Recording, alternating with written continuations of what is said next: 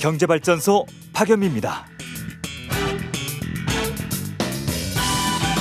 여당 대선 주자들이 본격적인 정책 대결에 나섰습니다. 이재명 지사는 전 국민 기본 대출을 해주겠답니다. 소득, 신용 안 따지고 전 국민에 1,000만 원씩 최대 20년 동안 3% 이자에 빌려주고 불법 사금융 이용자 줄이겠답니다. 정세균 전 총리는 280만 원 공급 계획의 세부안을 내놨는데 초등학교 부지를 일종의 주학 복합으로 만들어서 5층까지는 교실로 6층부터는 아파트로 쓰자는 아이디어네요. 이낙연 전 총리도 동네 의사들 전 국민 주치의로 만들어서 국민 건강 지키겠답니다. 판단은 4,400만 유권자 각자의 몫이지만 모처럼 과거 말고 미래를 얘기하니 반갑습니다. 다음 주에 제1야당도 경제정책 토론회 연다고 하죠. 정책 마케팅에서 누가 더 빛날지 기대해 보겠습니다. 8월 11일 수요일 경제발전소, 저는 박연미입니다.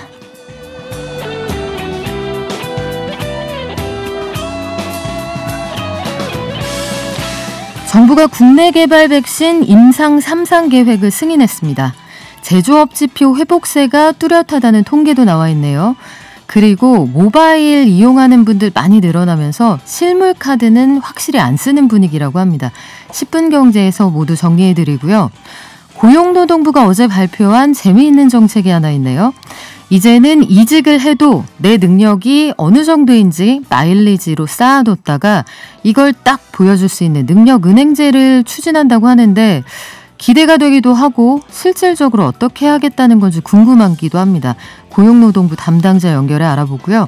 수요일 핫픽 플러스에서는 이른바 구글 방지법 저희도 한번 소개를 해드렸는데 구글이 앱 플레이스토어에서 자릿세 받아가면서 갑질한다 이런 논란이 한창이어서 요거 어떤 내용인지 척척 박사 강정수 박사와 함께 얘기 나눠보겠습니다. 그럼 증시 갈까요? 키움증권의 한지영 연구원 연결돼 있습니다. 안녕하세요. 네, 안녕하세요. 네, 간밤에 미국 증시는 또 팀을 바꿨네요. 이번에는 나스닥만 떨어지고 다우하고 S&P는 올랐는데 하루씩 누구는 오르고 누구는 떨어지기로 약속한 것 같기도 해요. 네, 그렇죠. 그래서 저는 이 현상을 보면서 드는 생각은 지금 신규로 호재성 재료가 고갈되다 보니까 나타나는 현상으로 저는 해석하고 있습니다. 그리고 호재가 됐건 악재가 됐건 간에 기존의 재료들만 재탕, 삼탕 하면서 움직이다 보니까 지수가 이렇게 좀 지지부진한 흐름, 답답한 흐름을 보이고 있는 것으로 저는 파악을 하고 있습니다.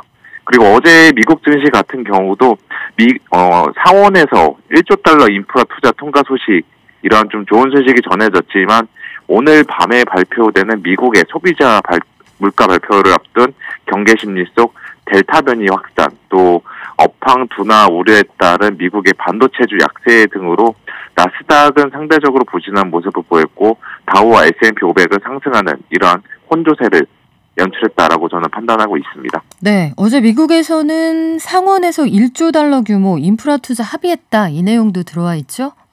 네, 맞습니다. 네. 여보세요? 네, 내용들 좀 예. 소개해 주시겠어요? 예, 제가 내용을 소개시켜 드리면은 일단은 미국 상원에서는 5,500달러 신규 자금이 포함된 1조 달러 규모의 인프라 투자안을 통과시켰습니다. 그래서 이 안건에는 도로와 교량, 또 철도, 대중교통, 전기차 등 주요 인프라 시설들이 포함된 것으로 알려졌지만 여전히 지금 하원 쪽에서 특히나 민주당 내 진보 성향 의원들이 지금 1조 달러 이외에도 추가적으로 3.5조 달러에 달하는 대규모 복지 법안을 이번 예산안에 포함시키지 않는다면은 인프라 투자 꿈도 꾸지 말라 이런 식으로 좀 이야기를 하고 있습니다. 그래서 지금 이번에 상원에서 1조 달러 인프라 투자가 통과를 했지만 하원을 통과할지 여부에 대해서는 불확실성이 남아있는 상황이고요. 저는 그럼에도 불구하고 인프라 투자는 결국에는 집행할 거다라고 저는 바라보고 있습니다. 왜 이 말씀을 드리냐면은 인프라 시설은 그야말로 국가 경제, 국민 경제의 중추적인 역할을 하고 있지만 지금 미국 같은 경우는 도로, 전력, 학교 등 인프라 시설이 굉장히 노후화됐었는데 그거를 개선시키기 위한 금액이 굉장히 불충분합니다. 또 최근에 미국에서 인플레이션이 일어나는 것 중 하나가 병목 현상인데 이것도 지금 미국 도로 상황이 정말 안 좋기 때문에 일어나는 측면도 있다라고 보고 있고요. 하나 또 사례를 들어드리자면은 네. 저도 계산을 해봤는데 그 뉴욕에서 시카고까지 그 철도로 우리나라 기준으로 봐서 KTX 타고 가면은 얼마나 걸릴지 계산해 보니까 23시간 이상이 걸립니다. 23시간이요? 예. 그런데 같은 거리, 뉴욕에서 시카고와 같은 유사한 거리인 중국 베이징에서 상해까지 철도 시간을 계산해 보니까 4시간도 안 걸려요. 어떻게 보면 둘 다 G2 국가이고 경제 대국인데 네. 오히려 미국의 인프라가 이렇게 노후화됐다는 것 자체가 역설적일 수도 있습니다. 그만큼 지금 미국은 인프라 투자가 굉장히 시급하다라고 보고 있고 정치권에서 이제 불협화음을 내고 있지만 당파 이념을 넘어서 저는 통과를 시킬 것으로 보고 있는 입장입니다. 네, 경기 회복세가 뭐 시급한 건 어느 나라나 마찬가지니까요. 자동차 산업 키우려고 미국도 철도나 아니면 그 도보로 이동할 수 있는 그런 거리는 제대로 구획되지 않았다 이런 비판이 있는데 우리 증시에서는 카카오뱅크가 며칠 날아갑니다 이렇게 전해드리다가 3거래일 만에 하락을 했어요. 그리고 크래프톤 어제 상장을 했는데 이게 흥행에 실패했습니다. 이런 말씀 잠깐 전해드렸는데 역시 하락해서 마감을 했네요. 이제 공모주 투자에 대한 분위기가 좀 사그라든다 이렇게 보긴 좀 이른 건가요? 신하고 신화가 깨졌다고 보기에는 좀 어렵고요. 그래도 저는 이번에 좀 가지고 있는 생각은 이번 사태를 통해서 투자자들이 아무리 유명한 기업이 상장을 한다고 해서 따상은 따놓은 당상이다 이런 식으로 생각해서 무작정 묻지마 투자하는 것은 자제할 필요가 있다라고 보고 있습니다. 이제는 좀 더 공부를 할 필요가 있다라고 보고 있는데 만약에 그 청취자분들께서 나는 주식 분석하는 법 잘 모르고 어떻게 공부해야 될지 모르겠다라고 어려움을 느끼시는 분들이라면은 최소한의 그 상장할 예정인 기업의 유통 물량이 다시 말해서 전체 그 기업이 발행한 주식 대비 유통 주식 비율이 얼마나 높은지를 확인할 필요가 있습니다.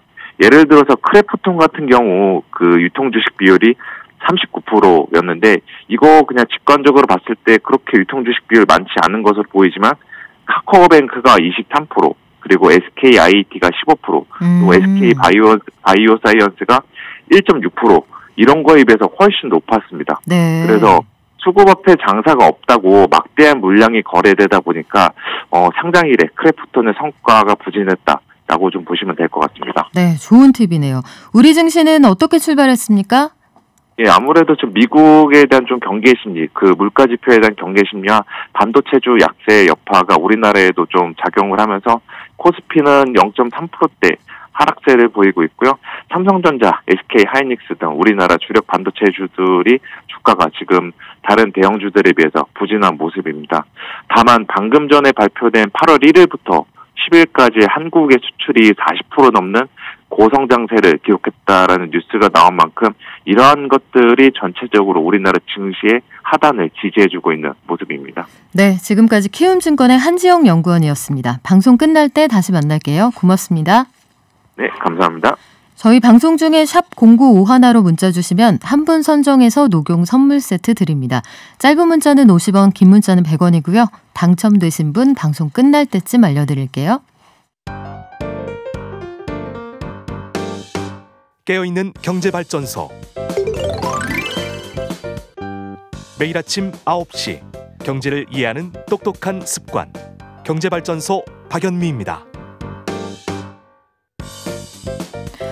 오늘 오전에 코로나19 신규 확진자가 처음으로 2,200명을 넘었습니다. 백신 수급 상황에 대한 우려도 그만큼 커지고 있는데 국내에서 자체 개발 중인 코로나19 백신 임상 3상 그 실험 계획을 정부가 승인했다는 얘기가 들어와 있고요. 어제 통계청에서 제조업 국내 공급 동향을 발표했는데 내수시장 동향을 보여주는 지표라고 하네요. 요게 괜찮았다고 하고요. 코로나19 이후에 온라인 소비 거의 주력으로 하고 있는 상황인데 역시 실물카드 사용률은 뚝 떨어졌다고 합니다. 나수지 한국경제신문 기자가 정리했습니다. 안녕하세요. 네, 안녕하세요. 네, 코로나 백신 맞는 분들 늘어나고 있는데 이게 외국에서 들여오다 보니까 수급이 좀 불안정했잖아요. 국내에서 만들면 참 좋겠다 싶었는데 요 개발 단계 어디까지 진행돼 있습니까? 네, 지금 국내에서도 뭐 국제 백신 연구소, 뭐 유바이오로직스 이런 다양한 기업들이 국내에서 백신을 개발하고 있는데요. 이 중에서 SK 바이오사이언스가 개발 중인 백신이 임상시험 마지막 단계인 3상을 이제 시작하게 됐습니다. 임상 3상은 내년 12월까지 진행될 예정인데요. 다만 내년 1분기에 이 중간 임상 결과가 나오는데 이걸 바탕으로 승인을 받아서 이르면 내년 상반기부터는 접종을 하는 게 회사의 목표고요. 이 임상 대상 환자는 국내, 뭐 동남아, 동유럽 등에서 3,990명 정도, 그리고 0.5ml씩 4주 간격으로 2번 접종하는 방식입니다. 백신마다 만들어지는 방법이 되게 다양하잖아요. 뭐 크게 4종류라고 하는데 사백신도 있고 메신저에다가 RNA를 집어넣는 방식도 있고, 이 백신은 어떤 방식으로 만드는 거예요? 네, 요 SK 바이오사이언스가 개발 중인 백신은 단백질 재조합 방식의 백신입니다. 코로나19 바이러스랑 겉모습만 같은 단백질을 만들어서 몸에 투여하는 방식인데요. 이게 기존 독감 백신들과 지금 비슷한 제조 방식이라고 합니다. 이게 영상 2에서 8도 사이에서 냉장 보관도 가능하고, 또 가격도 한 번 맞는 데서 지금 모더나나 화이자 백신이 한 번 맞을 때 한 $20를 웃도는데 SK 바이오사이언스가 개발 중인 이 백신은 그것보다 한 절반 가까이 싸고, 그래서 임상이 만약에 성공적으로 진행이 돼서 접종이 시작이 되면 이 코로나 상황을 바꿀 게임 체인저가 될 수 있는 백신이다라고 업계에서는 이런 평가도 나오고 있습니다. 네, 우리가 돈 주고 백신 사오면서 화이자나 모더나가 그 칼자루 쥐고 있는 모습이 썩 마뜩진 않은데 우리께 만들어주면 참 좋겠거든요. 3상 지금 진행 상황이 어떻습니까? 네, 지금까지 진행 상황은 굉장히 좋습니다. 애초에 업계에서 이 SK 바이오사이언스 백신이 굉장히 성공 확률이 높은 백신으로 꼽혀왔다고 하고, 아직까지 임상에서 뭐 중대한 이상 반응은 없었고요. 그리고 임상 1상 중간 결과에서 성인 80명 모두에게서 항체가 형성됐고, 그리고 항체의 수도 이제 코로나 완치자보다도 더 많이 생성된 걸로 나타났다고 합니다. 네, 다만 지금까지 이 단백질 재조합 방식의 코로나19 백신이 한 번도 외국에서도 승인을 받은 적이 없다는 점, 그리고 뭐 국내에서 임상 대상자를 잘 구할 수 있을까 하는 점, 그리고 변이 바이러스에도 얼마나 효과가 있을까, 이런 점들이 조금 걸림돌로 꼽히는 상황입니다. 네, 이번에는 국내 제조업 통계를 한번 볼까요? 오늘 아침에 수출 지표를 보니까 굉장히 좋았다, 이런 내용이 나와 있는데 국내 제조업이 활황이다, 이걸 보여주는 지표가 있다고요? 네, 이 통계청이 올해 2분기 제조업의 국내 공급 동향을 발표를 했는데요. 이 지수가 111.1로 사상 최대로 집계가 됐습니다. 이 지수는 제조업 제품이 국내에 얼마나 공급됐는지 이거를 보여주는 지표인데, 2015년을 100으로 두고 이때와 비교해서 얼마나 제조업 제품이 국내에 많이 공급이 됐는지를 측정하는 지표입니다. 네, 코로나 확산 이후에 이제 지난해 2분기부터는 계속 이 지수가 줄어들었었는데 올해부터 다시 늘기 시작해서 이 2분기에는 사상 최대를 기록했습니다. 아, 그렇군요. 어떤 업종이 특별히 좋았습니까? 네, 뭐 업종별로 보면은 1년 전과 비교해서 자동차 공급이 16.2% 늘어서 가장 많이 늘었고요.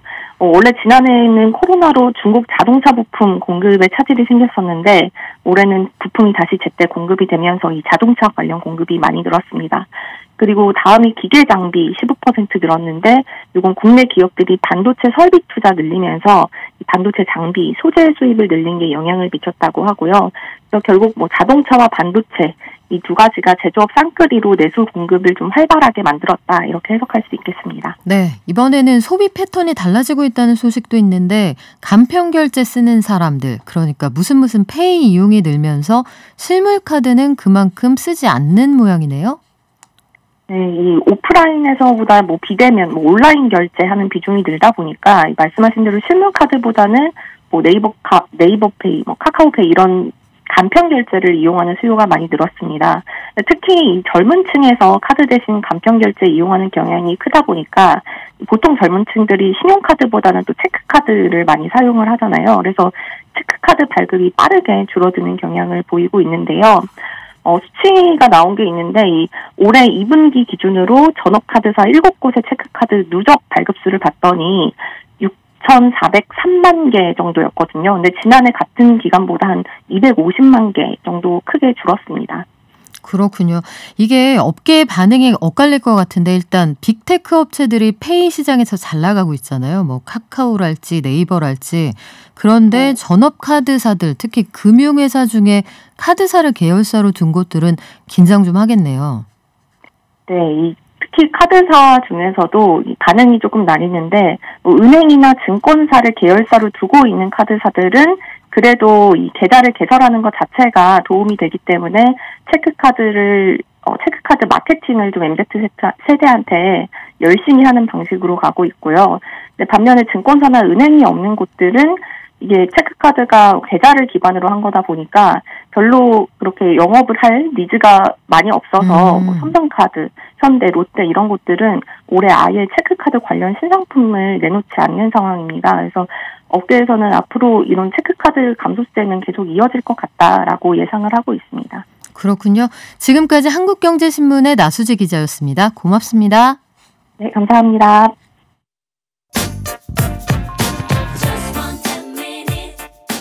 지금 여러분께서는 경제발전소를 듣고 계십니다.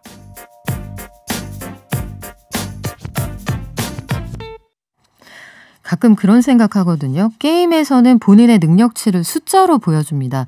수명이 얼마나 남아있는지 그리고 인벤토리에 내가 가진 아이템이 이게 파괴력이 얼마 정도인지.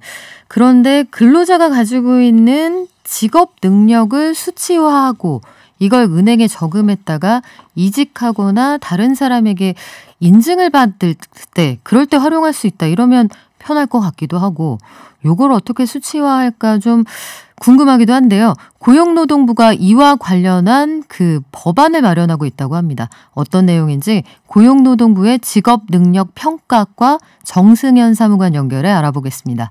안녕하세요. 네, 안녕하세요. 네, 어제 고용노동부가 능력은행제를 추진한다 해서 관심들이 많은데 일단 어떤 제도인지 설명을 좀 부탁드릴게요. 네. 능력은행제는 개인의 직무 능력에 대한 정보들을 저축하고 관리하고 활용할 수 있는 제도입니다. 이제 능력은행제가 마련되면 교육, 훈련, 자격 등 여러 경로로 학습한 직무 능력들을 능력은행에 저축해서 통합적으로 관리를 할 수가 있고요. 저축된 정보는 취업이나 인사 배치와 같이 필요한 곳에 활용할 수가 있습니다. 그래요. 이게 어떻게 수치화하는지도 궁금한데 일단 어떤 분들이 이런 시스템을 활용하면 도움을 받을 수 있을까요? 이거는 개인과 기업 모두 능력은행제를 유용하게 활용하실 수 있는데요. 먼저 개인은 교육훈련이나 자격과 같이 다양한 방법으로 학습한 직무 능력들을 한 곳에 모아서 손쉽게 내가 무엇을 배웠는지 확인하고 관리할 수가 있습니다. 취업 준비생이라고 하면 이렇게 관리한 정보들을 취업할 때 자신의 직무 능력을 증빙할 때 쓸 수가 있고요. 만약에 재직자라고 한다면 자신의 직무 능력을 확인하고 체계적으로 경력을 개발하는 데 도움이 될 것 같습니다. 그렇군요. 이게요. 만약에 이제 구체적으로 점수를 어떻게 매긴다는 건지 과정이 좀 궁금한데 만약에 이제 박연미가 능력은행제에 박연미 계좌를 만든다 하면은 뭐 그 말하기 능력 얼마 무슨 뭐 PT하는 능력 얼마 이런 것들을 수치로 어떻게 만들죠? 저희가 뭐 수치화를 한다는 개념이라기보다는 저희 NCS를 활용을 하거든요. NCS를 활용해서 이제 NCS는 현장에서 어떤 능력이 필요한지 그런 필요한 능력들을 표준화를 한 건데 이 중에서 뭘 할 수 있는지를 저희가 적어주는 겁니다. 저축을 해주는 건데요. 뭐 예를 들어가지고 자격을 통해서 이런 능력을 할 수 있는 사람이다. 아니면 교육훈련을 받아서 이런 능력들을 배운 사람이다. 이런 식으로 저축을 하나씩 능력들을 해주는 거고요. 그러면 이제 기업은행제는 이런 자료들을 활용해가지고 적재적소에 인사관리를 할 수가 있게 됩니다. 개인의 직무 능력에 대한 정보가 굉장히 자세하게 나오기 때문에 이런 정보들을 토대로 어떤 직무에 어떤 인재가 적합한지를 좀 판단하기가 쉽기 때문에 능력 중심의 채용과 인사 배치에도 도움이 될 것입니다. 그러면은 요게 이직 시장에서도 상당히 활용이 될 가능성이 커 보이네요. 요게 네, 그렇죠. 그러면 능력은행에 나의 직무 능력을 저축을 했다고 치죠. 예컨대 이제 내가 바리스타 자격증이 있고 그런데 전사적 자원 관리 같은 것들을 내가 배웠다. 관련 자격증이 있다. 커피도 만들 수 있고 ERP도 할 수 있다고 하면은 커피 회사에서 조직을 관리하거나 자재를 관리하는 이런 업무를 할 수 있다. 이렇게 조합이 될 텐데 실질적으로 무슨 인증서나 발급되는 증명서가 있습니까?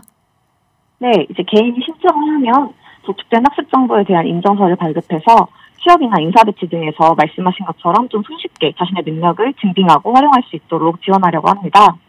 이를 위해서 22년에는 이런 필요한 정보들을 수집하고 관리하고 인정서를 발급하려면 시스템이 필요하기 때문에 그런 정보망을 구축하고 23년부터는 인정서 발급 서비스를 시작하려고 계획하고 있습니다. 그런데 이제 구직자들이나 기업 입장에서는 이런 질문은 할 수 있을 것 같아요. 예를 들어서 어떤 회사에 취직하고 싶다 그러면 우리가 이력서를 쓰지 않습니까? 네. 그리고 여러 가지 증빙 서류를 내게 되는데 내가 무슨 자격증이 있고 어떤 일을 담당했습니다. 이거 이력서하고 증빙 서류로 나오는데 굳이 능력은행제를 도입해서 기존과 다르게 크게 얻을 수 있는 효능이 있다면 뭐가 있을까요? 말씀하신 것처럼 지금도 내가 어떤 훈련을 받았고 어떤 자격증을 땄는지는 개별적으로 확인을 할 수는 있지만 이 정보만으로는 구체적으로 현장에서 어떤 직무를 할 수 있는 것인지는 알기가 어렵습니다. 근데 능력은행제가 도입이 되면 내가 지금까지 자격이든 훈련이든 교육이든 이런 여러 경로로 습득한 직무 능력들을 좀 구체적으로 제시할 수가 있게 되기 때문에 실제로 현장에서 무엇을 할 수 있는 것인지를 좀 더 정확하게 전달을 할 수가 있게 되는데요. 예를 들어가지고 지금 빅데이터 관련 직무로 취업을 하려고 한다라고 하면 이제 관련 교육이나 훈련을 들었다면 빅데이터 활용 전문 개발자 양성이라는 훈련을 이수했다. 이렇게 한 줄로 들어가게 되잖아요.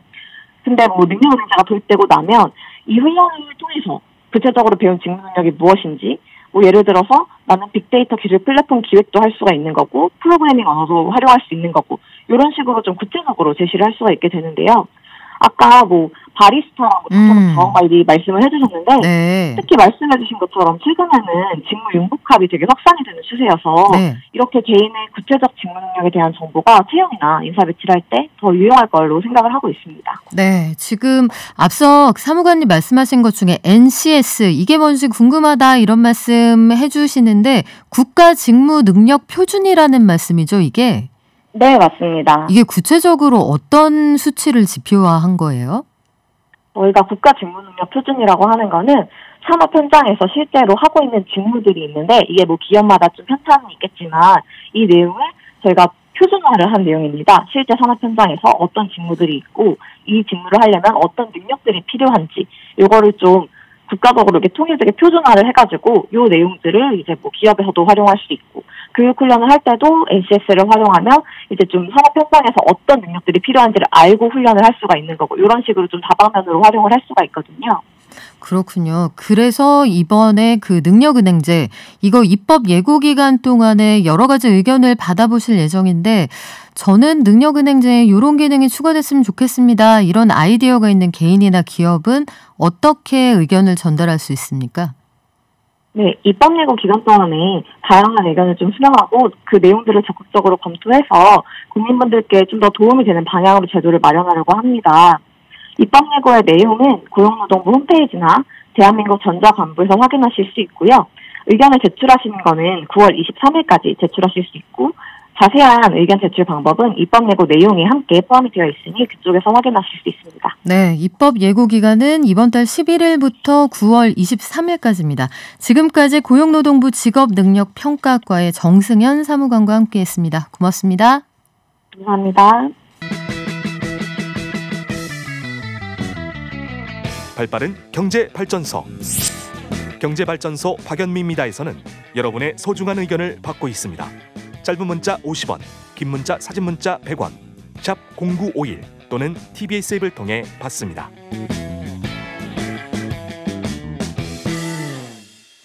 네, 최근에 일명 구글 방지법이 국회 상임위를 통과했다. 그 소식 한번 전해드렸는데요.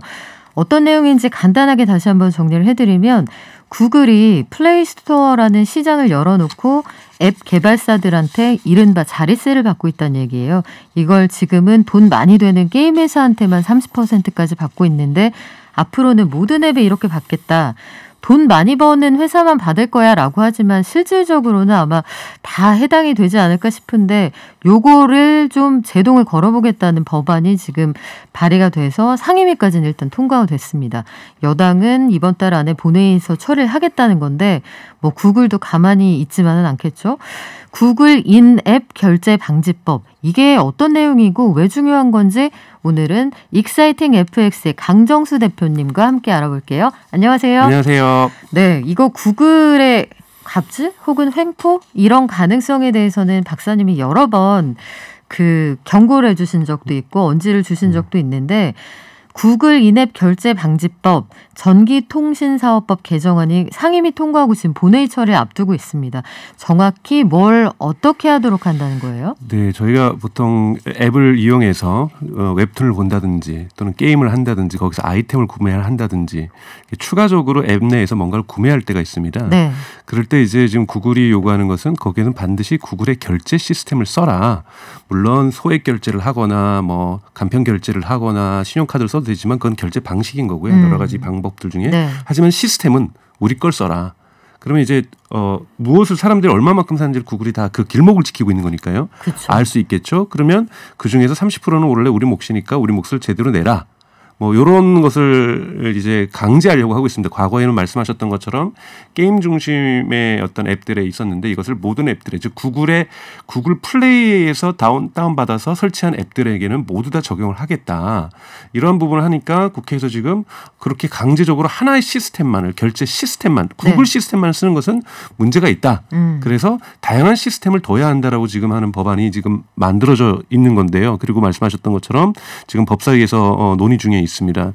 근데 조금 저희가 좀 살펴봐야 될 것들이 있는 것은 우선은 첫 번째 이것이 과연 갑질이냐 아니냐 이런 건 좀 따져봐야 될 문제라고 저는 생각이 들어요. 한국의 언론들이 특히 모든 일이 뭐 잘못만 하면 누가 갑질했다고 하는 좀 프레임을 씌우는데요. 네. 우선 초기에 앱스토어가 만들어졌기 전에는 이러한 걸 다 관리했던 게 스마트폰 이전에 통신사였죠. 그렇죠. 그때는 30%가 아니라 70%, 80%, 60%까지 뛰어갔었어요. 그렇습니까? 어마어마하게 심했고 네. 2008년에 스티브 잡스가 애플의 앱스토어를 열면서 우리는 30%만 받겠다고 했을 때 사람들이 거의 뭐 신처럼 모셨습니다. 열광했군요. 이렇게 적게 받다니.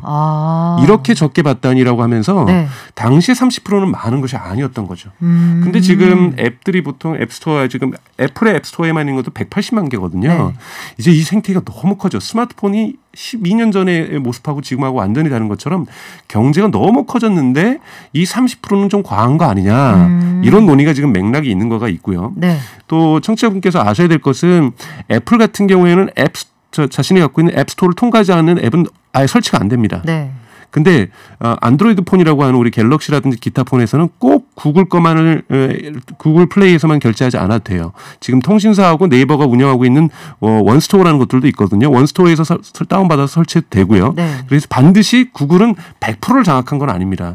하지만 약 한 80% 정도는 구글 플레이라고 하는 이런 부분에서 됐고요. 또 하나는 2008년에 스티브 잡스가 앱스토어를 막 여니까 모든 개발자들이 환호했어요. 네. 이것이 거의 우리를 구원해 주는 분이다. 그래서 다들 개발자들이 거기 몰려가니 구글도 안드로이드 OS를 만들면서 우리도 했는데 우리 쪽으로 좀 와주면 안 될까? 그때는 돈 안 받았잖아요. 그래서 뭐라 그랬냐면 우리는 일부만 받을게. 쟤네는 다 하잖아. 우리는 여기 와서 다운받고 하면 개발자들한테 꼬시는 겁니다. 개발사를 그렇죠. 기업들을 우리한테서 받으면 당분간 30% 이런 거 우리 안 받을게. 그러니까요. 그리고 이제 점차 진행되면서 우리 게임만 받을게.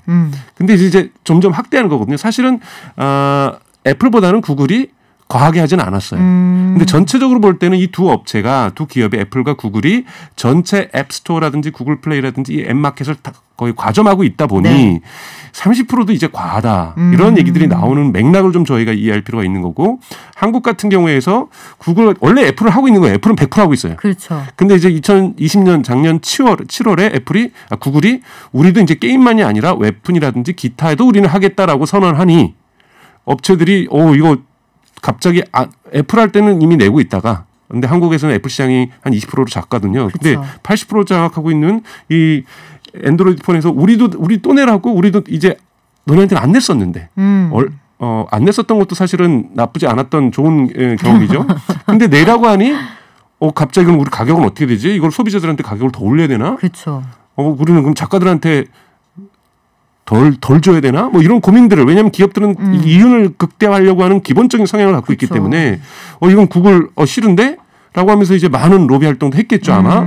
뭐 이해가 갈린 거니까요. 그 자체가 나쁜 건 아니죠. 그러니까 로비 활동한다는. 네. 그러면서 이 법안이 한국에서 만들어지면서 이제 통과 직전에 있습니다. 네. 이게 1년 동안 그래서 옥신각신하면서 여러 가지 쟁점들이 있었습니다. 말씀하신 것처럼 당초에 안 받다가 받으니까 이른바 이 단내림 효과가 있어서 0에서 시작해서 30으로 가버리니까 이게 크게 느껴지는 건데 애플은 기존에 받아왔다 이런 주장이 하나 있고요.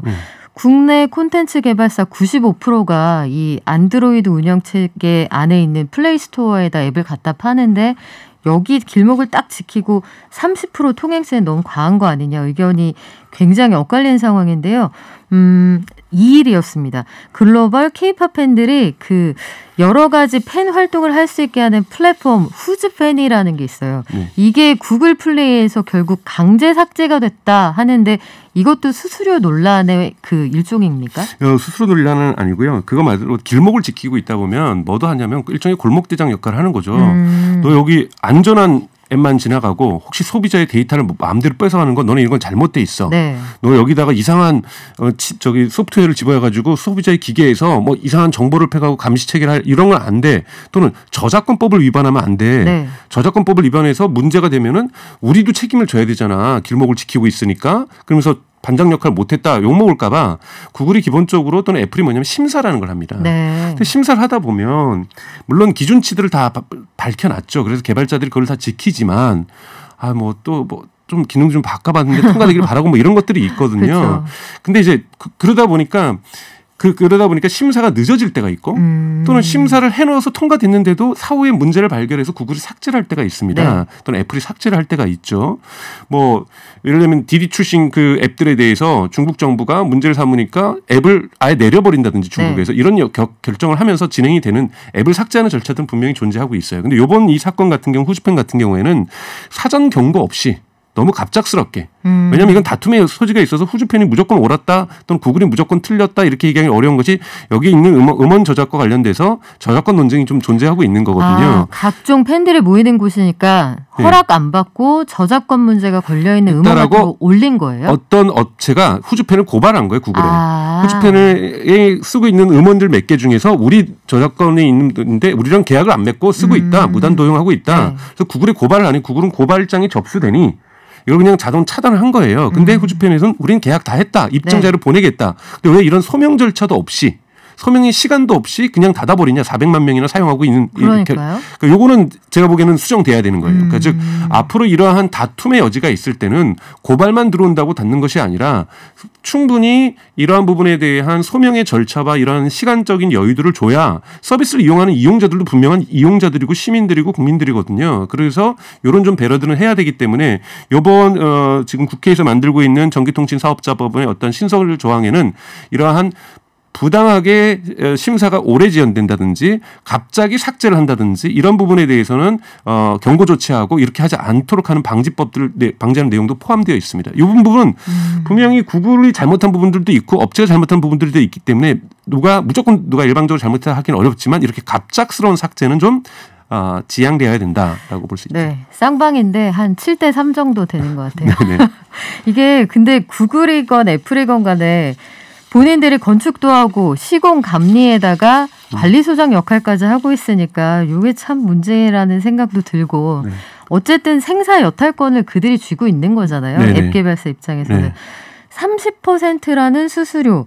이게 사실은 어떤 과정을 통해 산정됐느냐. 이걸 납득시켜야 시장이 수용을 할 수가 있을 텐데 자, 30%의 수수료는 어떻게 해서 계산이 됩니까? 우선 애플이나 구글이 주장하는 건 그거죠. 우리 이거 유지하려다 보면 아까 심사 보려면 심사 인력도 필요하고 지금 180만 개 앱이 있는데 이 180만 개 앱을 다 신청해서 누군가 심사를 했다라는 거잖아요. 거기 사람 필요하고 네. 그리고 중간에 정말로 이 앱이 그러한 심사를 통과했음에도 불구하고 사후 문제는 없는지 점검도 해야 되고 그리고 그것을 앱을 우리 소비자가 다운받는 것은 애플의 서버에서 구글의 서버에서 다운받거든요. 그럼 여기에 비용도 발생하는 거고 그러면 서버 비용도 들어가는 거고 또 하나는 지불 체계 같은 거를 지금 애플과 구글 체계를 강제하고 있던 뭐든 지불 체계를 쓰고 있으니 이 지불 체계의 보안 문제 여기에서 이용자들의 어떤 개인 정보들, 네. 신용카드 정보라든지 간편결제 정보라든지 이런 거에 대한 보안 방지도 해야 되는 거고 그리고 민원도 들어옵니다. 예를 들면 구글 같은 경우에는 말씀드렸던 아까 후즈앱 같은 이런 민원이라고 볼 수 있죠. 여기가 우리의 저작권법을 어겼다. 이런 것들이 2016년에 47만 건이었는데 2018년에 70만 건으로 늘어나요. 대단히 큰 폭으로 늘어나거든요. 48%가 증가하는데 이 70만 건을 뭐 우리나라만이 아니라 전 세계 기준입니다. 네. 이걸 다 처리해야 되니 이 많은 비용이 들어가니 분명히 걷어야 된다. 그래서 과거 통신사들이 50% 70% 떼가는 것보다 적게는 우리는 30% 떼가겠다라는 거지만 이 비용을 다 계산해서라도 30%는 많다는 주장이 있죠. 그러면 이제 논쟁이 뭐냐면 그 뭐가 어떤 15%가 적당한 거냐 20%가 적당한 거냐 이 논의가 시작돼야 되는데요. 이 논의가 이제 심하다 보니까 가장 크게 이제 손해를 보는 데가 어디냐면 게임 회사들이죠. 그렇죠. 그래서 포트나이트라고 해서 정말 인앱 거기서는 아이템 결제가 어마어마하게 일어납니다. 한 번 붙었죠, 구글하고. 그렇죠. 네, 그래서 지금 소송 중이고요. 구글이나 애플하고 소송을 대고 있고요. 또는 스포티파이라고 해서 한국에도 이제 들어왔죠. 네. 매달 제가 얼마씩을 내면서 스트리밍 음악을 듣는 거지 않습니까? 그럼 거기서 매달 떼어가는 거예요. 앞으로는 석 달만 떼어가는 게 아니라 내가 3년을 들으면 3년 내내 떼어가는 것이 스포티파이 입장에서 이건 부당하다. 우리에게 그렇죠. 발생하는 비용 대비 너무 많이 떼어가는 거다. 그랬더니 애플과 구글에서 뭐라 그러냐면 우리가 그러면은 중소사업자는 좀 더 배려해 줄게. 네. 1년 매출이 첫 매출이 10억을 넘지 않는 상황까지는 우리가 15%만 떼갈게. 그 돈 가지고 좀 어떻게 좀 성장 좀 해보세요. 이렇게 네. 얘기를 한 거죠. 근데 이 15% 떼가봤자 사실 애플이 가지고 있는 총 매출의 2.7%고요. 그러니까 이 앱스토어에서 발생하는. 네네. 구글 같은 경우에는 이 구글 플레이에서 발생하는 것이 총 5%도 안 되거든요. 그러니까 이건 대단히 크게 아니라 생색내는 거예요. 그래서 이것도 너무 골목 대장의 인위적인 결정이다. 15%도. 그렇죠. 그래서 제 생각은 뭐냐면 우선 비용 구조가 투명하게 밝혀져야 됩니다. 그게 핵심인 것 같아요. 대체 30%라는 숫자가 네. 어디에 근거를 둔 것인지. 그러니까 비용 구조가 투명하게 밝혀져야 되고 그다음에 분명히 애플하고 구글도 기업이니까 어느 정도 이유는 필요하겠죠. 그들의 적정 이유는 우리가 인정한 가운데에서 예를 들면 중소기업이라든지 또는 이제 막 성장하고 있는 데라든지 또는 이미 과하게 많이 성장한 데라든지 요금률이 달라질 수 있거든요. 변동 요금제는 저는 하는 것이 맞다고 생각이 들고요. 아, 회사의 체급에 따라서. 네, 회사의 체급이라든지 이런 것에 변동 요금제를 충분히 저는 도입할 수 있고 또는 이것이 소비자 유행 어떤 사행성이 심하다. 뭐 이런 것에서도 어떤 문제를 얘기를 할 수 있는 거고요. 지금도 되게 재미있는 흔히 말하는 잣대가 되게 지금 불명확하거든요. 오프라인 기업이라고 하는 우버라든지 또 에어비앤비 같은 경우는 또 30% 안 받아요. 왜요? 돈 잘 벌잖아요. 그러니까 거기 같은 경우에는 오프라인 그러니까 온라인에서 즉 스마트폰에서 이루어지고 있는 어떤 게임이라든지 웹툰이라든지 이런 거는 마치 이 가상 세계니까 우리가 30%의 통행료를 받겠지만 우버는 그냥 앱만 다운 받으시고 알아서 거래하세요. 아, 그러니까 그 온라인 세상 오리엔티드 돼 있는 것들은 30% 받을 건데. 근데 저는 이분법이 좀 잘못됐다라는 거예요. 그러게요. 왜 그렇게 해야 그러면 되죠? 지금 저희가 카톡에서 보는 이모티콘은 30%를 받고 제가 이 앱을 통해 가지고 방을 예약하거나 차를 타거나 이건 안 받고 다 안 받았던 뭐 받던지 간에 그러니까 이런 기준도 너무 오래된 건 뭐냐면 이것이 다 2008년에 만들어진 원칙이라는 겁니다. 2008년이면 누가 스마트폰 사가지고 오면 오 하고 구경하던 시점이에요. 그렇죠. 그때 만들어진 룰을 지금 12년이 지나도록 동일하게 유지하고 있다는 건 좀 문제가 있다고 보고요. 이걸 범사회적으로 논의를 해야 됩니다. 거기에서 총대를 맨 게 우리 국회인 셈인데 지금 말씀하신 것처럼 스마트폰 시장이 급성장하면서 앱 마켓 자체가 엄청나게 그 규모가 커졌잖아요. 수수료로 벌어들이는 수익이 대략 어느 정도 됩니까? 지금 애플 같은 경우에 2020년 기준으로 해서 217억을 벌었습니다. 그러니까 우리나라 돈은 한 25조거든요. 근데 이게 비용이 사실 많지 않을 거란 말이죠. 그러니까 사실은 어마어마한 이윤율일 거고 구글 같은 경우에는 2020년에 116억 원을 벌었으니까 우리나라 돈은 13조 원을 매년 벌고 있는 겁니다. 그러니까 이 부분에서 이 과하게 벌고 있는 거죠, 사실은. 그래서 이 부분은 교정돼야 되는데 문제는 그럼 어디부터 손을 댈 것인가? 우리나라가 지금 인앱 결제를 강제하는 걸 안 하겠다. 그러면 무슨 문제가 또 발생할 수 있냐면은 거기에서 발생하는 추가 문제를 저희가 고민을 해야 됩니다. 왜냐하면 그럼 구글의 인앱 결제를 사용하지 않는다라는 건 뭐냐면 구글 플레이 말고도 다른 결제 수단이 있어요. 그럼 여기에서 만약에 이 결제 시스템에서 보안 문제가 발생하거나 여기에서 예를 들면은 뭐 안 좋은 사고가 발생한다거나 그럼 누가 책임지는 거냐는 거예요. 그걸 정부가 책임질까요? 아니면 방통위가 책임질까요? 아니면 구글이 책임져야 될까요? 이런 책임 소재도 있거든요. 그래서 또는 인앱 결제를 한다는 걸 통해서 이 길목을 장악한다는 거 아까 말씀드렸던 것처럼 심사 과정도 한다라는 거거든요. 그럼 심사 과정도 빼먹으면 이러한 앱들이 계속 설치되기를 원할 것이냐. 그래서 충분히 흔히 말하는 후방 효과라든지 다양한 그 부작용들이 좀 존재할 수 있습니다. 그래서 이 부분에 대해서 검토 속에서 인앱 결제에 대해서 금지하는 것. 저는 인앱 결제가 방법이 과연 가장 효과적인가에서는 아직까지는 좀 의문을 갖고 있고요. 근데 네. 이것이 과점 체제고 분명히 30%의 과금 체계는 잘못되었고 수정돼야 되는 건 맞지만 이 방향에는 논의를 해야 됩니다. 예를 들면 미국 같은 경우에도 지금 유럽 같은 경우에도 유사한 논의들이 있고 법정 다툼이 있고 미국의 주 같은 경우는 30개가 넘는 주에서 지금 구글하고 애플에다 소송을 걸고 있거든요. 주정부 네. 차원에서. 그리고 지금 바이든 행정부의 팀 우라고 콜롬비아 대학의 교수였죠. 대단히 인터넷에서는 되게 유명한 분이시고 무서운 사람인데 이 팀 우 교수가 지금 백악관에서 경쟁정책 특별보좌관을 하고 있어요. 경쟁정책. 즉 독점이라든지 독과점이라든지 이와 관련돼서 대통령이 옆에서 특별보좌를 하고 있는데 이 사람이 직접 얘기했어요. 애플과 구글의 이 앱마켓에서의 어떤 문제점은 반드시 고치겠다. 지금 현황대로는 안 된다. 네. 근데 뭐라면 2, 3년이 걸리더라도 그게 뭐냐면 지금 당장 뭘 뜯어 고치기에는 자료가 너무 없는 겁니다. 일단 그러니까 연구도 너무 스터디부터 없고요. 해야 되겠네요. 네, 좀 스터디도 하고 실태 조사해야 되고 그래서 지금 방통위에서도 실태 조사를 하겠다라고 실태 조사를 진행하고 있는 걸로 알고요. 그래서 좀 풍부한 실태 조사 속에서 법안도 저는 좀 만들어져야 된다고 저는 생각이 들고 있어요. 그래서 지금 과연 빨리 통과될지 뭐 지금 논쟁되고 있는 건 법사위에서 지금 방통위가 이제 우리가 그러면 앱스토어라든지 구글 플레이 관리하겠다 그랬더니 그거는 공정위 과제인데 공정위 문제를 방통위가 뭐 이런 식의 지금 네. 이중적인 어떤 문제가 걸릴 것 같아서 지금 논의가 좀 지체는 되고 있을 것 같은데요. 여하튼 조금 더 신중하게 바라볼 필요는 있지만 문제는 있는 시장이다. 네.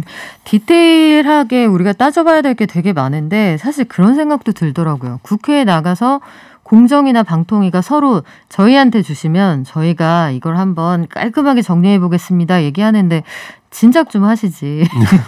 이제 와서 이 관할을 두고 다투는 모습이 계속 좋아 보이진 않더라고요. 여하간 어쨌든 수수료 30%가 높아요. 이게 10,000원짜리 앱을 만약에 다운을 받았다 하면 30% 무조건 떼갖고 7,000원만 개발사로 넘겨서 거기서 알아서 나눠 가지라는 거잖아요. 네. 그렇게 되면 개발사가 선택할 수 있는 가장 좋은 손쉬운 방법은 값을 올리는 거잖아요. 네. 물론 시장 상황을 봐야겠지만 그러면 구글이나 애플도 너무 섭섭하지 않으면서 개발자가 너무 배고프지 않으면서 소비자의 부담이 너무 커지지 않는 이 합리적인 수수료는 어느 정도일까요? 저는 또 하나 우리가 짚고 넘어가야 될 것은 소비자에게 가격 전가하는 것도 저는 잘못됐다고 보고요. 마찬가지로 예를 들자면 웹툰 업체 같은 경우는 중간에 플랫폼을 하고 있는 네이버라든지 카카오가 얼마의 수수료를 가져가는지 저희가 정확히 알 수 없습니다. 과연 이것이 창작자에게 얼마만큼 많이 돌아가고 있는지. 그래서 정말 우리가 공정한 이 스마트폰의 이 세계라는 것이 너무나도 중요해지고 스마트폰으로 만들어진 이 디지털 경제의 것들이 너무나도 중요해지기 때문에 여기에 대한 전반적인 검토가 있어야 된다고 생각이 들고 있어요. 창작자에게 돌아가는 비율은 얼마인지. 과연 예를 들자면 저도 잘 모르죠. 네이버하고 카카오 웹툰이 얼마 만에 플랫폼이 30% 이상을 남길 수도 있는 거죠. 그들도. 네. 그들도 예를 들면 50%를 남기면서 30% 떼끼고 20%밖에 안 줬더라면 이것도 같이 줄일 수도 있는 거거든요. 그러니까 가장 중요한 건 소비자의 편익이 커져야 되는 거고 생태계가 풍성해져야 되는 거고 네. 여기에 참여하는 사람들이 나름대로 공정한 배분을 해야 되기 때문에 이거를 저는 구글과 애플만의 문제가 아니라 지금 중간에 있는 다양한 플랫폼 사업자들이 가지고 있는 창작자들과의 또는 이러한 중개해주고 있을 이 관계 속에서 어느 정도 이윤율을 가져가고 있는지도 그리고 이 이윤율도 처음에는 웹툰을 보는 사람이 100만 명일 때하고 1000만 명일 때하고 다른 거거든요. 다르죠. 규모의 경제가 가능하잖아요. 그렇죠. 앱스토어도 지금 앱이 10개, 100개 있는 것이 아니라 180만 개나 있으니 그리고 인기 있는 앱들이 저렇게 많으니 네. 저기서 많은 돈들이 오고 가고 있으니 문제가 되는 거고 이렇게 큰 돈을 버는데도 아직도 30%야 문제가 되는 거잖아요. 마찬가지로 뭐 이런 유튜브도 마찬가지예요. 유튜브에서 광고 수익을 창작자들하고 배분하는 것도 지금 이 부분이 타당한 건지 유튜브는 이렇게 이제 커졌으니 과거에는 적자였으니 30% 떼가는 것이 이해 갔지만 이제 규모의 경제가 만들어졌는데 과연 30%는 영원한 것인지 항상 디지털 경제는 룰들을 계속해서 관찰해 줄 필요가 있습니다. 여기에서 경쟁이 치열하게 이루어지고 정확한 공정한 배분들이 이루어지는지에 대해서 사실 정부 당국이 관찰해 줘야 되는 거거든요. 맞아요. 관찰해 주면서 포괄적으로 정의로운 룰 세팅들이 이루어질 수 있도록 저는 규칙들이 만들어질 수 있도록 조정해 주는 역할들을 해줘야 된다고 생각이 듭니다. 네. 사실 최근 들어서 가장 소비자 밀착형인 서비스는 이런 플랫폼 사업들이기 때문에 지금 대선 전국이잖아요. 여러 대선 주자들이 플랫폼과 소비자 그리고 개발자 서비스를 제공하는 자 사이의 관계를 어떻게 교통정리할지 이런 아이디어를 좀 내주면 좋겠는데요. 저희 잠시 교통정보 듣고 다시 돌아오겠습니다.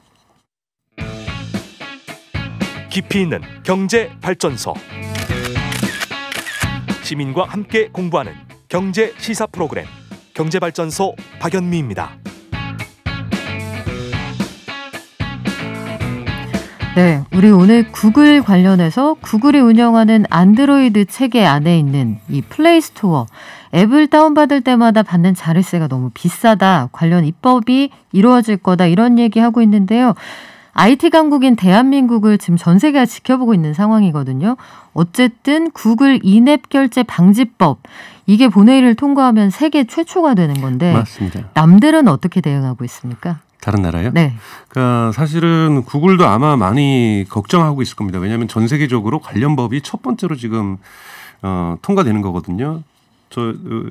저희도 여러 번 다뤘지만 지금 전 세계적으로 이런 빅테크에 대한 규제 운동이 미국이라든지 유럽뿐만 아니라 심지어 중국에서도 네. 빅테크에 대한 규제들이 지금 다양한 방면으로 진행되고 있고 전면전을 지금 펼치고 있거든요. 아마존, 애플, 구글 뭐 할 것 없이 전면적으로 독과점 문제라든지 소비자의 어떤 편익의 문제라든지 이런 부분 또는 콘텐츠의 어떤 페이스북 같은 경우는 모데레이션을 잘못해서 거짓 정보나 허위 정보가 많이 유통되는 거라든지 이런 부분들에 대해서 팽팽하게 지금 싸움이 진행되고 있습니다. 네. 그런데 한국에서 구글 인앱 결제 같은 경우는 전 세계가 지켜보는 또한 주제 중에 하나거든요. 앱스토어와 관련되거나 구글 플레이.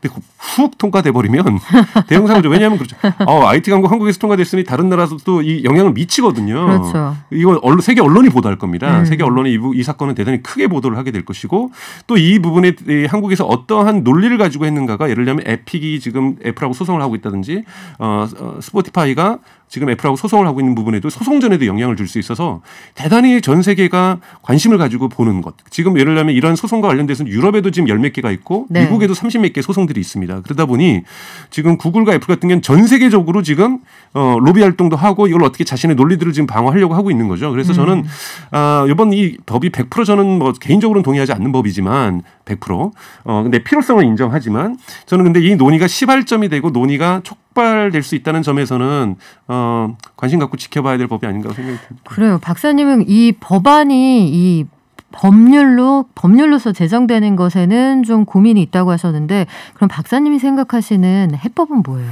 그러니까 제가 말씀드렸던 것처럼 우선은 논의가 너무 빠르다라는 거예요. 우선은 지금 방통위에서 작년 말부터 겨울부터 해서 지금 실태 조사를 하고 있는데 그 실태 조사에 대한 보고서를 보진 못했다라는 겁니다. 아직 조사 결과가 안 나왔다. 네, 그럼 조사 결과를 나와서 네. 말씀드렸던 것처럼 그럼 적정 수준의 배분율은 무엇인가? 그러니까 첫 번째로 가장 논의가 돼야 되고요. 두 번째는 인앱 결제 강제 조항을 뺐을 경우에 이 생태계가 어떻게 바뀔 것인가? 그럼 자, 원 스토어 지금 통신사고 네이버가 운영하는데 거기서 30%거든요. 거기도 지금 강제로 되고 있어. 그럼 거기는 어떻게 할 건지 지금 구글만의 문제가 아니라는 거죠. 그리고 그 적용을 애플에는 어떻게 적용할 건지 애플 같은 경우에는 다른 앱스토어를 허용하지 않고 있어요. 아예 입점을 못하게 하죠. 네, 완전히 막혀진 그 생태계는. 그럼 거기도 그럼 너네 하지 말고 다른 스토어도 열어줘라고 얘기할 건지 이거는 국제 분쟁이 될 수 있고 FTA에서도 쟁점이 될 수 있는 부분이거든요. 그래서 이게 구글만의 문제가 아니라는 거죠. 그래서 무역 분쟁의 가능성도 있다. 그래서 전체적으로 살펴보면서 이 부분에 대해서 논의할 수 있는 기구들이 좀 만들어야 된다는 거고 여기에 대한 감시기구나 조사기구의 상설화 이런 부분들이 먼저 통과되고 그래서 정부에서는 지금 뭘 먼저 해줘야 되냐면은 이 디지털 경제의 규칙들을 만들어줄 수 있는 조사기구의 강화. 이것이 지금 미국에도 지금 올라와 있는 상원 하원에서 지금 올라와 있는 법안 중에 하나입니다. 인력을 강화시켜줘야 됩니다. 네. 전문가들을 많이 만들어서 정말로 그렇잖아요. 과거 공장 굴뚝 관리하던 죄송한 얘기지만 이 정부 규제 당국에서 제조업을 보는 시선으로 플랫폼을 봐서는 뭐가 안 되잖아요. 걱정인지 그러니까 플랫폼 전문가들이 어렵죠. 풍성하게 많아야 됩니다. 거기에 대한 관련 연구자들도 많아야 되고요. 강 박사님이 하시면 될 것 같은데. 무슨 말씀을 해요. 네.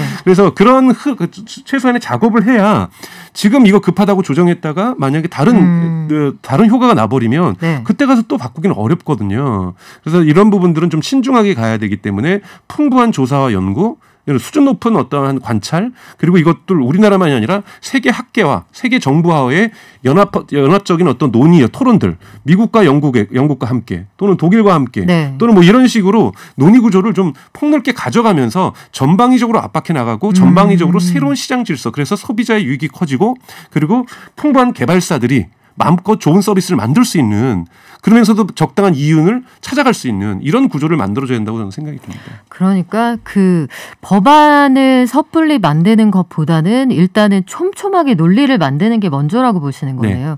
그 미국에서도 그 데이팅 앱인가요? 틴더를 운영하는 그 회사 대표가 만약에 한국에서 이 법이 통과가 돼서 이게 잘 운영이 되면 전 세계 앱 개발사들이 본사를 다 한국으로 옮길 거다 이런 얘기도 막 하더라고요. 그러니까 전 세계 회사들이 이 사안을 얼마나 주의 깊게 보고 있느냐 이게 관심거리이기도 하고 말씀하신 것처럼 우리가 흔히 쓰는 그 삼성이 만든 갤럭시 모델 거기 운영체계가 안드로이드잖아요. 근데 그걸 구글이 가지고 있으니 우리도 전화기를 제조해서 수출하는 입장이니까 굉장히 여러 가지로 복합적으로 얽혀있는 게 많은 사안인데 그런 건 분명히 필요할 것 같아요. 일단 해외 기업에 대한 일방적인 차별이 아니라는 걸 보여주려면 국내 플랫폼 기업들의 그 수수료 분배 과정도 공식적으로 이게 어떻게 이루어지는지 투명하게 공개할 필요가 있겠네요. 분명히. 네, 맞습니다. 여기에서 카카오, 네이버 최근 들어 말이 많은데 이런 것들을 어떻게 할지 좀 두루두루 살펴봤으면 좋겠다는 생각이 들고 국회에서도 이런 부분들을 보완해서 뭐 일단 법안이 통과가 된다고 해도 수정할 수 있고 개정할 수 있으니까요. 이런 디테일들을 꼭 챙겨줬으면 좋겠습니다. 오늘 저희가 카카오뱅크 소식도 준비를 했었는데 이 부분은 아껴뒀다가 다음 주에 다시 한번 말씀 나누도록 할게요. 지금까지 그 강정수 척척 박사 강정수 박사님과 함께했습니다. 고맙습니다. 고맙습니다. 네, 우리 증시에 연결돼 있죠? 한지영 연구원님 나와 계신가요? 예, 나와 있습니다. 네, 코스피 오전하고 비슷합니까? 아, 지금도 오전이군요. 네, 잠깐 아침에 출발했을 때 0.3%대 하락세로 출발했다가 그 30분경에 좀 중간쯤에는 플러스로 전환을 했었는데 지금 다시 이내 0.2%대 하락세로 다시 또 전환을 하면서 갈치자 행보를 보이고 있습니다. 그리고 오늘 대형주 중에서는 역시나 눈에 띄는 거는 SK 하이닉스가 지금 4%대 주가가 하락하고 있는데 이거는 전거래일에 이제 미국에서 또 대표 반도체였던 마이크론 테크놀로지가 주가가 5% 넘게 급락을 했었고 그 배경은 이제 메모리 가격 둔화 이러한 요인들로 인해서 빠졌었는데 지금 SK 하이닉스도 그 충격을 고스란히 받으면서 약세를 보이고 있고요. 그리고 오늘 같은 경우는 다시 한번 코로나 테마주들이 강세를 보이고 있습니다. 국내 확진자 수가 2,000명을 넘었다는 소식이 이제 백신을 포함한 진단키트 등 이렇게 코로나 일종의 수혜 테마주들 위주로 투자자들의 관심이 집중이 되면서 그쪽 업종들의 주가가 지금은 선방을 하고 있는 이러한 상황입니다. 네, 오전에 그 수출 통계 나왔는데 수출 좋았다. 그리고 어제 통계청 자료 보니까 국내 제조업들 괜찮다 이런 얘기 나오는데 특별히 우리가 관심을 좀 가지고 볼 만한 종목들이 있을까요? 여전히 지금 뭐 수출 쪽에서는 수출 대형주들이 저는 중장기적으로 유망한데 8월 달만 놓고 봤을 때는 대형주들보다는 그 아래에 있는 중소형주들 예를 들어서 1차, 2차 협력사 업체들 이쪽 업종들을 좀 유심히 보시면은 그래도 나름의 괜찮은 성과를 내지 않을까라고 생각을 하고 있습니다. 네, 이번 주는 월요일에 시작할 때부터 우리 한지영 연구원께서 이번 주 증시 상황은 좀 등락, 오르내림이 심할 것 같습니다라고 했는데 우리 이거 약간 그 놀이공원에 가서 그 범퍼카 타는 기분이 들거든요. 이번 주 증시는. 예, 그렇습니다. 네, 이번 주 내내 이렇게 가다가 다음 주에는 분위기가 좀 변할 것 같아요. 아니면 이 분위기로 한동안 8월은 지나갈 것 같아요. 오늘 밤에 발표되는 미국의 소비자 물가가 과연 얼마나 높게 나오냐가 그 8월 남은 기간 동안의 방향을 결정할 것 같은데, 저는 그 전체적으로 봤을 때 8월은 조금은 시장 자체가 숨을 한번 고르고 가는, 저희가 계속해서 열심히 숨만 내뱉을 수는 없으니까 숨을 한번 고르고 가는 이러한 시기가 될 것으로 전망하고 있습니다. 다만 이것들은 대형주들에 한해서 말씀을 드리는 거고, 보통 시장 자체가 숨 고르기 때는 중소형주들이 주가가 좋은 경향인데, 저는 올해 이번 달 8월 달에는 중소형주들 위주로 접근을 해 보시면은 그 대안이 될 수 있다라고 말씀을 다시 한번 드리고 싶습니다. 네, 중소형주 위주의 접근이 대안이 될 수 있다. 밑줄 그었습니다. 지금까지 키움증권의 한지영 연구원과 함께했습니다. 고맙습니다. 네, 감사합니다. 네, 오늘 구글 말씀드렸더니 의견이 굉장히 다양하네요. 예쁜 신바님, 척척박사님 설명 잘 들었습니다. 도움되네요. 이런 말씀도 있고 의견이 좀 다르다는 분들도 계세요. 내 생각에는 30%는 너무 과한 것 같은데 일단 법이 만들어지면 좋지 않을까요? 이런 말씀하시는 분들도 계시고요. 8908님, 저도 궁금합니다. 구글은 앱 팔 때마다 30%씩 떼간다는데 세금은 제대로 내고 있나요? 요 세금 제대로 안 낸다 이 논의 때문에 법인세를 회피하지 못하게 하자, 일명 IT 세금을 물리자, 디지털세 물리자 이런 얘기가 G20에서 공감대를 가지고 나오는 거거든요. 인디고님은 애플은 더합니다 이런 얘기 하시는데 세상이 빠르게 변하는 만큼 관련 법, 관련 제도를 강화할 필요도 분명히 있는 것 같습니다. 그건 정치권의 몫이겠죠. 내일 오겠습니다. 발전.